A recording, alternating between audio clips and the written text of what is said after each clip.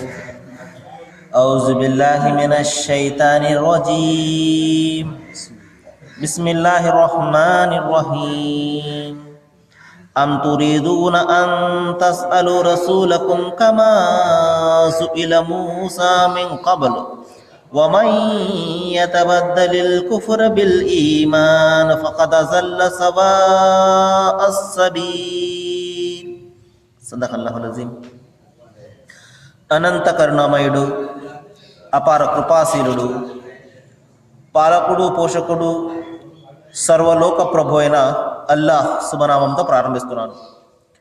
సోదరులారా, సోదరీమణులారా, అయ్యలారా, అమ్మలారా, అస్సలాము అలైకుం రహమతుల్లాహి వబరకాతుహు.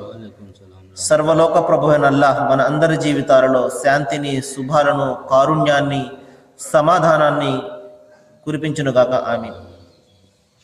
ఖురాన్ సందేశానికి మీ అందరికీ కూడా ప్రేమపూర్వకంగా స్వాగతం, సుస్వాగతం.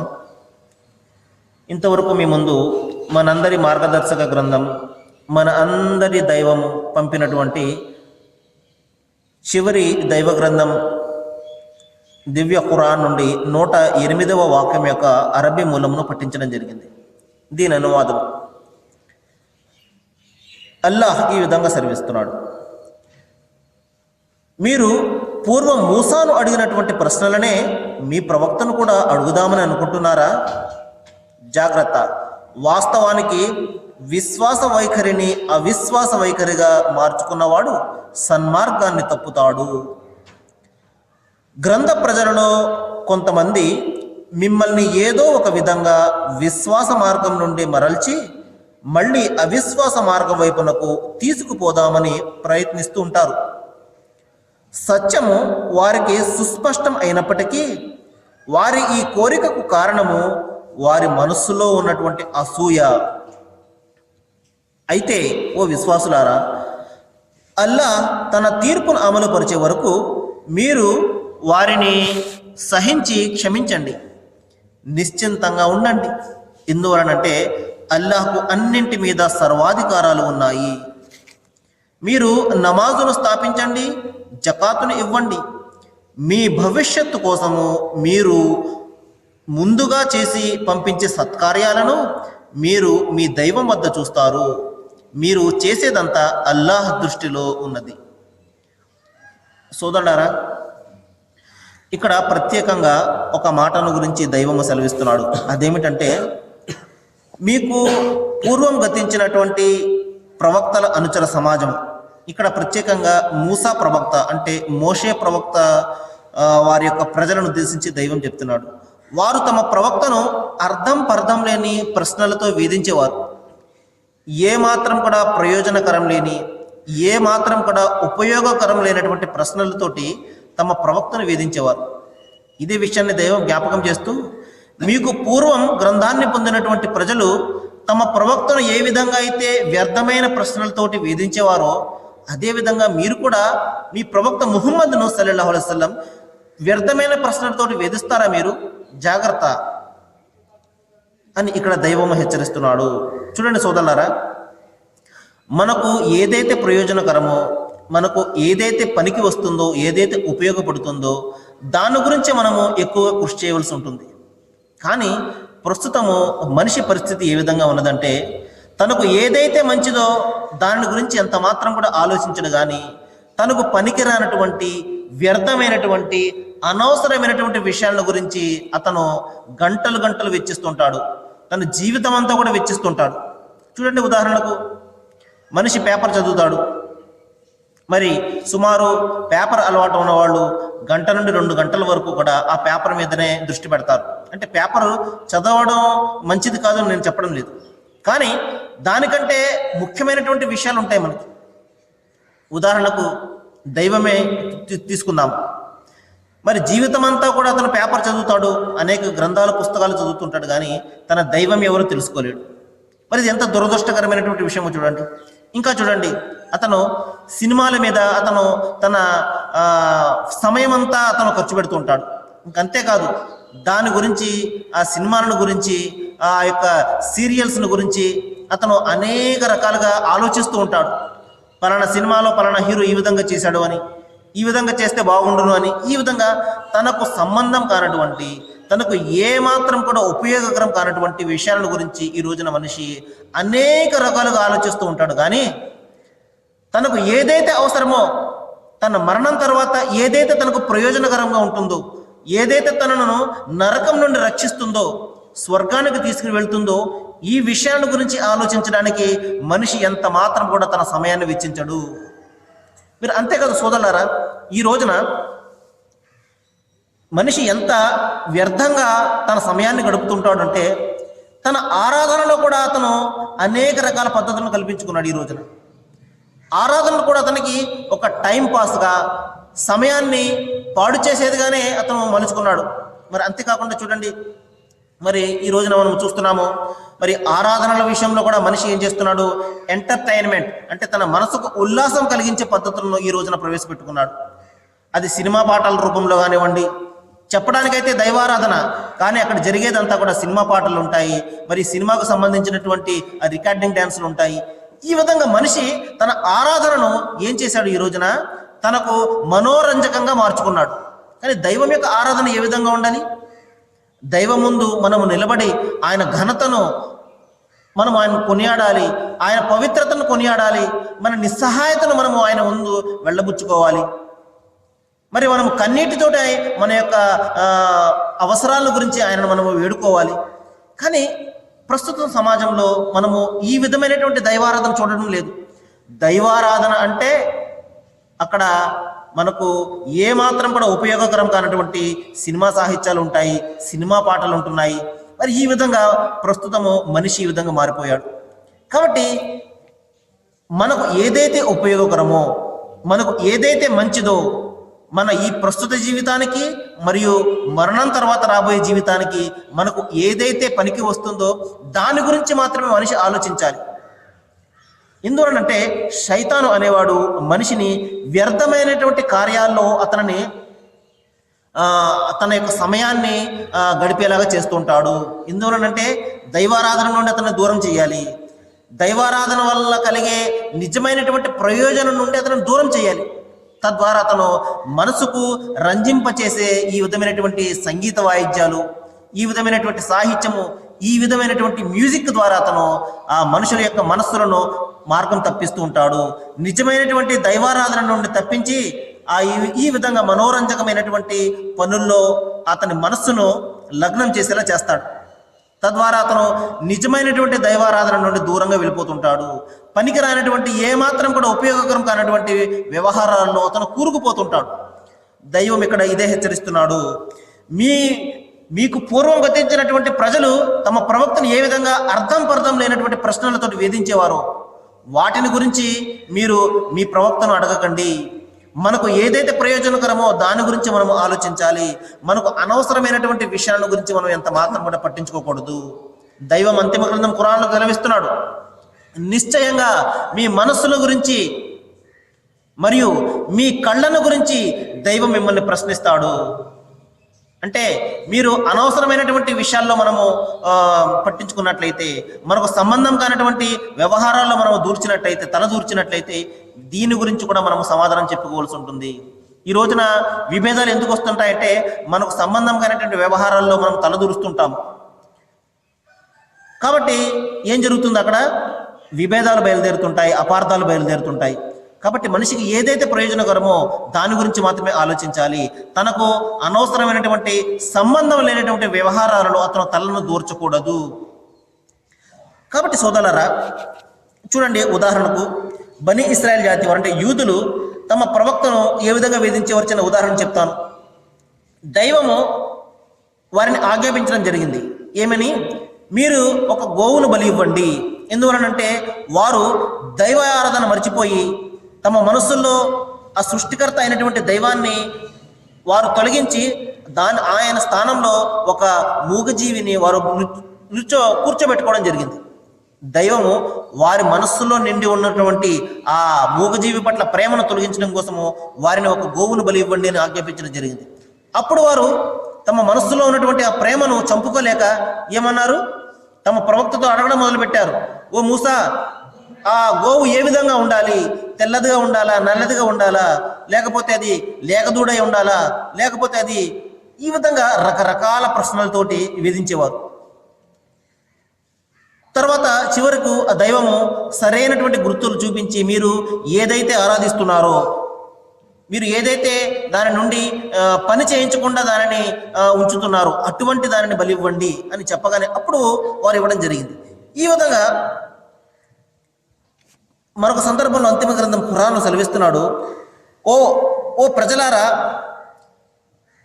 మీరు ఎటువంటి విషయాలను మీరు అడగకండి, వాటిని గురించి ఒకవేళ మీకు వివరిస్తే మీకు బాధ కలిగే విషయాలను గురించి మీరు అడగకండి అని చెప్పడం జరిగింది.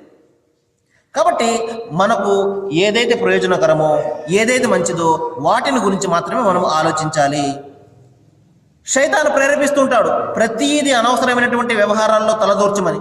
ఉదాహరణకు చూడండి, ప్రవక్త ముహమ్మద్ సల్లల్లాహు అలైహి వసల్లం వారు ఒక ప్రవచనంలో చెప్పారు, శైతాను రకరకాల ప్రశ్నలు పుట్టిస్తుంటాడు. ఈ భూమిని ఎవరు పుట్టించారు అని అడుగుతుంటాడు, అదేవిధంగా ఆకాశాన్ని ఎవరు పుట్టించారు అని అడుగుతుంటాడు, ఈ విధంగా ఈ చెట్లు చేమలను ఈ పర్వతాలను ఎవరు పుట్టించారు అని అడిగి ఇదంతా కూడా దైవమే పుట్టించాడు అని మనకు సమాధానం లభిస్తుంటుంది. ఆ చివరికి ఏమంటాడంటే ఆ దైవాన్ని ఎవరు పుట్టించారు అని అడుగుతాడు అని. ఇటువంటి ప్రశ్నలను మన మనస్సులో కలిగిస్తుంటాడు. చూడండి, దైవాన్ని ఎవరు పుట్టించారు? కాబట్టి దైవాన్ని ఎవరు పుట్టించలేదు. ఆయన ఎందువలనంటే ఆయనకు పుట్టుకే లేదు. కాబట్టి సర్వం లేనప్పుడు ఆయన ఉన్నాడు, సర్వం ఉండనప్పుడు కూడా ఆయన ఉంటాడు. కాబట్టి ఈ విధమైనటువంటి అర్థం పర్థం లేనటువంటి ప్రశ్నలతోటి మనిషి ఏం చేస్తాడు, సన్మార్గానికి బదులు అపమార్గంలోనికి వెళ్ళిపోతుంటాడు.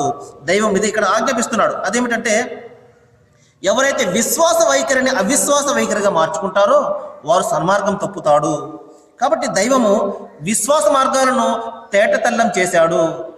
ఎవరు కూడా నాకు సన్మార్గం నాకు కనబడడం లేదండి అని ఎవరు కూడా చెప్పే పరిస్థితి కాదు సోదరులారా.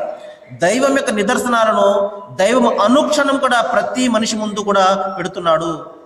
చూడండి, తెల్లవారి దగ్గర నుండి రాత్రి అయ్యే వరకు కూడా దైవం యొక్క అనుగ్రహాలు ఎలా కురుస్తుంటాయి మనిషి మీద.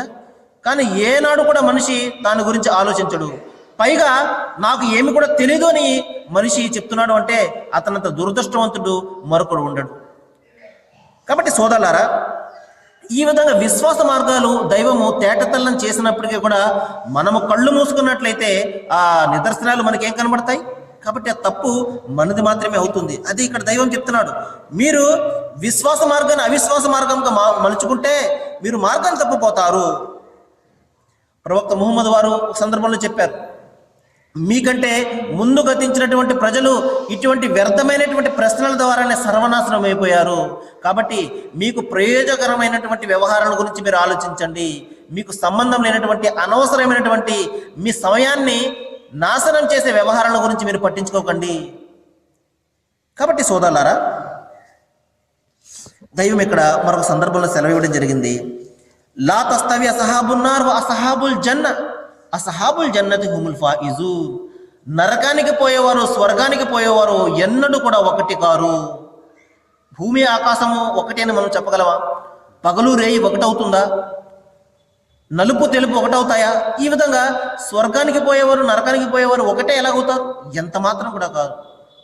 మరి ఎవరైతే స్వర్గాన్ని పొందుతారో, ఎవరైతే నరకం నుండి తప్పించుకుంటారో వారు మాత్రమే సాఫల్యాన్ని పొందేవారు, వారు మాత్రమే విజయాన్ని పొందేవారు. అది మనకి ఎప్పుడు తెలుస్తుంది? మరణం తర్వాత మనకు తెలుస్తుంది. ఎందువలంటే ఇప్పుడే చెప్పుకున్నట్టు ఇక్కడ ప్రాపంచిక వ్యర్థమైనటువంటి వ్యవహారాల్లో మనిషి కూరుకుపోయి ఉంటాడు. ఏనాడు కూడా ఆలోచించే సమయం అతనికి రాదు. ఒక రోజున మరణం వచ్చి తలుపు తడుతుంది, పదాన్ని సమయం అయిపోయింది, పదాన్ని చెప్పి అతన్ని తీసుకుని వెళ్ళిపోతుంది. అప్పుడు అతనికి తెలిసి వస్తుంది, కానీ దానివల్ల ఏంటి ప్రయోజనము? కాబట్టి సోదరులారా, మరలా చెప్తున్నాను, మన బుందెలో ప్రాణం ఉన్నంత వరకే మనకు అవకాశము. ఒక్కసారి ఈ ప్రాణం వెళ్ళిపోయిందంటే మనము ఎంత మొత్తుకున్నా కూడా తిరిగి వచ్చే పరిస్థితి కాదు. కాబట్టి మన అమూల్యమైనటువంటి మన సమయాన్ని, ఎందుకంటే దైవం అద్భుతమైనటువంటి జీవితాన్ని ప్రసాదించాడు. ఈ జీవితాన్ని మనము పెట్టుబడిగా పెట్టి రాబోయే పరలోకాన్ని మనం సాధించాలి. స్వర్గాన్ని సాధించడం కోసమే ఈ జీవితం. కేవలం ఆటపాటల్లో, ఈ విధంగా సినిమాల్లో, ఈ విధంగా సీరియల్స్లో మన సమయాన్ని వృధా చేసుకోవడం కోసం మనకు ఈ అద్భుతమైనటువంటి అమూల్యమైనటువంటి జీవితాన్ని దైవం ప్రసాదించలేదు. కాబట్టి సోదరులారా, మనము మన సమయాన్ని వ్యర్థపరుచుకోకూడదు. మన సమయాన్ని, అమూల్యమైనటువంటి సమయాన్ని ప్రతి క్షణం కూడా మనము సార్థకత చేసుకునేలాగా ప్రయత్నం చేయాలి. దైవం యొక్క మహిమలను మనము గుర్తించుకునేలాగా ప్రయత్నం చేయాలి. ఇంకొక సందర్భంలో దైవం చెప్తున్నాడు, మరి ఒక వ్యక్తి ఉంటాడు, మొదట అతను మృతుడై ఉంటాడు. మృతుడై ఉండడం అంటే మన తల్లి గర్భాల్లో మనము చనిపోయే ఉంటాము, ఏమాత్రం కూడా ప్రాణం ఉండదు. అతనికి 120 రోజులు వచ్చే వరకు కూడా, 4 నెలలు నిండే వరకు కూడా ప్రాణం దైవం పెట్టాడు. ఈ విధంగా మొదట మృతుడే ఉండి ఆ తర్వాత అతను బిడ్డగా బయటకు వచ్చిన తర్వాత నేను అతనికి వెలుగును ప్రసాదిస్తాను, అంటే దైవం యొక్క మార్గదర్శకత్వాన్ని ప్రసాదిస్తాడు.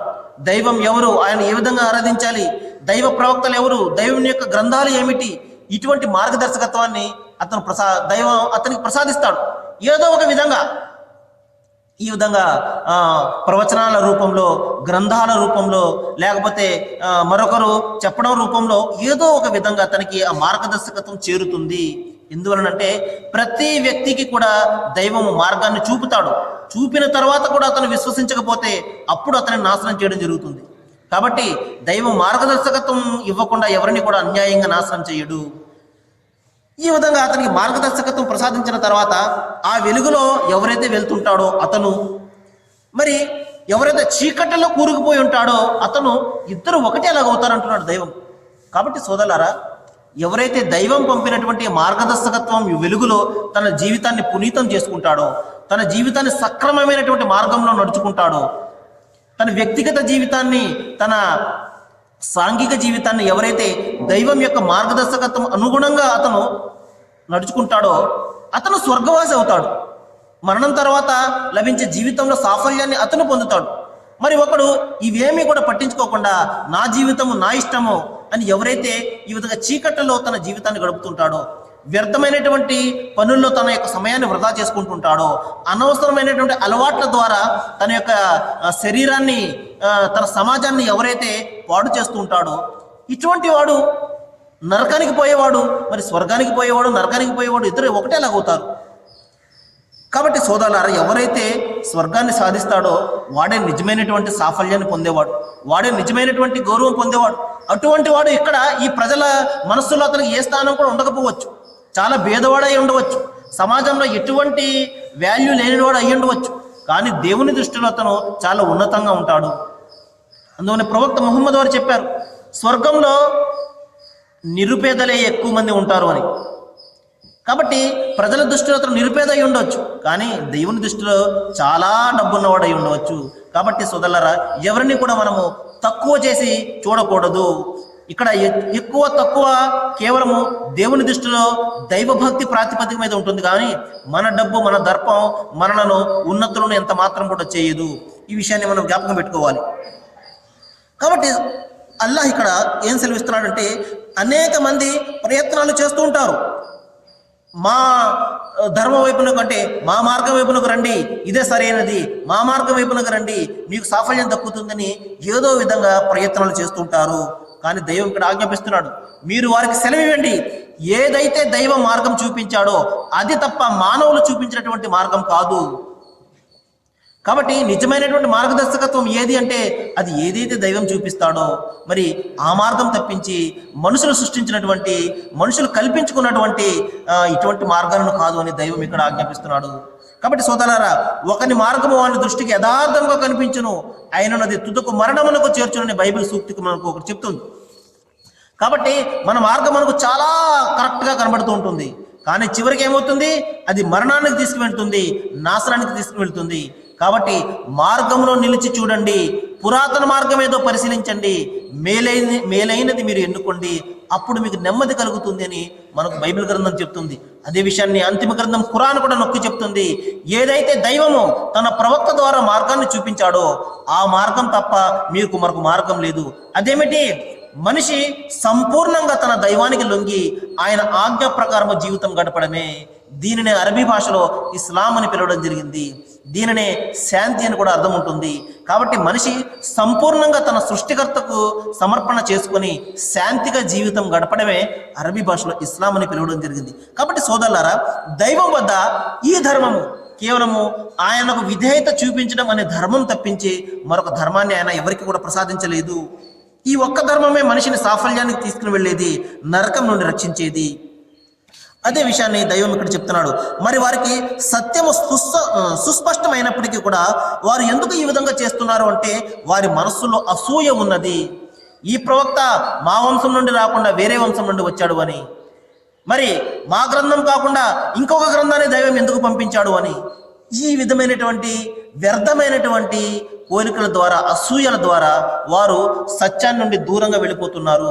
మరి చూడండి, అంతిమ గ్రంథం ఖురాన్ మరి ఏ విధంగా పూర్వపు గ్రంథాలను సమర్థిస్తూ ఉంటుందో, మరి ఏ విధంగా క్రీస్తు యేసుని గురించి మహిమపరుస్తూ ఉంటుందో, మరి ఏ విధంగా బైబిల్ గ్రంథాన్ని గురించి ఇంకా పూర్వం వచ్చినటువంటి గ్రంథాల గురించి సమర్థిస్తూ ఉంటుందో, కానీ మరి ఎవరు ఎంతమంది ఖురాన్ చదవడానికి ప్రయత్నం చేస్తారు? అరే ఇది కూడా మా గ్రంథమే, ఇది కూడా మన దైవం పంపినటువంటి చివరి గ్రంథమే, ఈ గ్రంథంలో పూర్వపు గ్రంథాల ప్రస్తావన ఉన్నదే, మరి మనం ఎంతగానో ప్రేమించే క్రీస్తు యేసుల గురించి ఈ గ్రంథము సాక్ష్యం చెప్తుంది అని ఎంతమంది క్రైస్తవ సోదరులు అంతిమ గ్రంథం ఖురాన్ను చదవడానికి ప్రయత్నం చేస్తారు, తెలుసుకోవడానికి ప్రయత్నం చేస్తారు? చెయ్యరు. ఎందుకంటే అది వేరే గ్రంథము, మా గ్రంథం మాకు మాత్రమే. ఇటువంటి కోరికల వలన ఇది నాది అనే ఈ కోరికలు ఉంది చూశారు. నేను అనేక సందర్భాల్లో చెప్పడం జరిగింది, నా అనే కోరిక, నా అనే ఈ అంశము మనుషులను దూరం చేస్తుంటుంది. కానీ ఎప్పుడైతే మనము మన గ్రంథము, మన దైవము, మన ప్రవక్త అని ఎప్పుడైతే మన అంటామో అప్పుడు మనుషుల యొక్క మనసులు కలుస్తాయి, మనుషులు దగ్గర అవుతారు. అదే విషయాన్ని దైవం అంతిమ గ్రంథం ఖురాన్లో చెప్తున్నాడు. ఓ మానవులారా, ఈ గ్రంథము మీ అందరి కోసం నేను పంపించినటువంటి గ్రంథము, ఇందులో మీ ప్రస్తావనే ఉన్నది. కాబట్టి ఈ గ్రంథాన్ని మీరు అనుసరించండి, మీకు ఇహపరలోకాల సాఫల్యం కలుగుతుంది, ప్రపంచంలో కూడా శాంతి, పరలోకంలో కూడా సాఫల్యం దక్కుతుంది. ఇదే విషయాన్ని దైవం ఇక్కడ చెప్తున్నాడు. మరి ఒకవేళ వారు విశ్వసించకుండా ఉన్నట్లయితే మీరు అల్లాహ్ అంతిమ తీర్పు ఇచ్చే వరకు కూడా మీరు వారిని క్షమిస్తూ ఉండండి. ఎందుకంటే ధర్మం విషయంలో ఎటువంటి బలాత్కారం, ఎటువంటి బలవంతము లేదు. మీరు ధర్మం చెప్పడం వరకే, ఎవరిని కూడా బలవంతంగా మనము ఏది కూడా చేయలేము. కాబట్టి మీరు సహించండి, క్షమించండి. ఎందువలనంటే ప్రతి వర్గము కూడా తమకు ఏదైతే ఉన్నదో దానితో ఆనందపరమే ఉన్నది. అయితే నిజంగా ఎవరైతే మార్గంలో ఉన్నారో అది దైవానికి మాత్రమే తెలుస్తుంది. మన ధర్మం మనకు చాలా గొప్పదిగా అనిపిస్తుంటుంది, మనము చేసే మార్గము, మనము వెళ్ళే మార్గము చాలా కరెక్ట్గా మనకు అనిపిస్తుంటుంది. కానీ అది నిజమో కాదో మరణం తర్వాత మనకు తెలుస్తుంది. అప్పుడు దైవం చెప్తాడు మనం ఏమేమి చేస్తున్నామో. మనం చేసినటువంటి ప్రతి పనిని కూడా మనము దైవం వద్ద చూసుకుంటాము. అది చిన్న పనైనా కానివ్వండి, పెద్ద పనైనా కానివ్వండి, ప్రతీది కూడా దైవంను నమోదు చేస్తున్నాడు.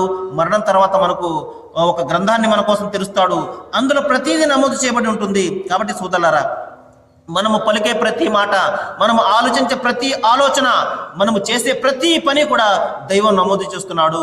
మనం మర్చిపోతాము మనం ఏం చేస్తున్నామో, ఏం పలుకుతున్నామో అని, కానీ దైవం ఎంత మాత్రం కూడా మరవడు. ఆయన ప్రతీది కూడా నమోదు చేస్తున్నాడు. మనము చేసే ప్రతి పని, ప్రతి మాటల గురించి మనము జవాబు చెప్పుకోవాలి. ఈ విధంగా ఎంత మాత్రం కూడా మనం విడిచిపెట్టే ప్రశ్న లేదు. కాబట్టి ఈ జవాబుదారీతనంతో మనం జీవితం గడిపినట్లయితే నిస్సందేహంగా మనం ఒక నైతికబద్ధమైనటువంటి జీవితం గడపగలము, పరలోకంలో మనము సాఫల్యాన్ని పొందగలము. నేను దైవాన్ని ప్రార్థిస్తున్నాను. మరి ఏ విషయాలైతే ఎంత స్పష్టంగా మీకు ఖురాన్ నుండి నేను చెప్తున్నానో వీటి మీద మనందరం కూడా ఆలోచన చేయాలని, మనము మన మనస్సులను దైవం వైపునకు మరల్చాలని, వ్యర్థమైనటువంటి వ్యవహారాల్లో మన మనస్సును నిలవనీయకుండా దైవం గురించి మనం ఆలోచించి ఆయన సూచించిన ప్రకారము మనము జీవితాన్ని గడిపే శక్తిని, జ్ఞానాన్ని దైవము మీకు, నాకు, మనందరికీ కూడా ప్రసాదించుగాక. వాఖిరు దవన అనిల్ హమ్దులిల్లాహి రబ్బిల్ ఆలమీన్. అస్సలాము అలైకుం.